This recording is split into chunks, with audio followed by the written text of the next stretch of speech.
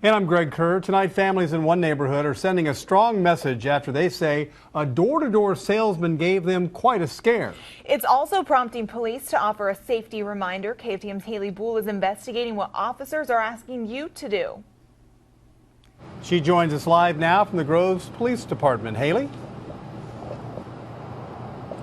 Greg, here in Groves, police are reminding families about a peddling ordinance. But what investigators call a violation of that rule is prompting a safety reminder, not just from them. But this guy was slick. Neighbors living on Wilson Avenue have an important message after they say a man knocked on their doors Tuesday and ended up in handcuffs. He told me that he was selling magazines, and the magazines were going to go to people that were serving overseas. This man, who doesn't want to be identified, says he declined and called police. A woman who also asked us not to identify her says not long afterward, the salesman knocked on her door and told her he was working on a class assignment. And I said, if we're going to talk anymore, we got to go inside. I'm hot. That was a mistake. I know better. I should not have done this.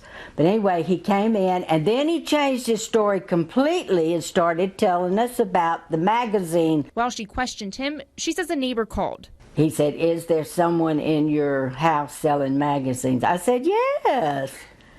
I'm so glad you called. It's nice to hear from you. Well, I knew then something was wrong. Officers say they arrested Charles Turner from Chambers County for violating the city's peddling ordinance.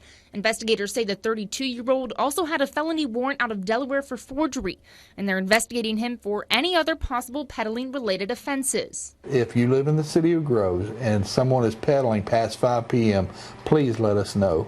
We want to make contact with them. Groves City Marshal Norman Reynolds Jr. says according to the city ordinance, peddlers can only work 9 a.m. to 5 p.m.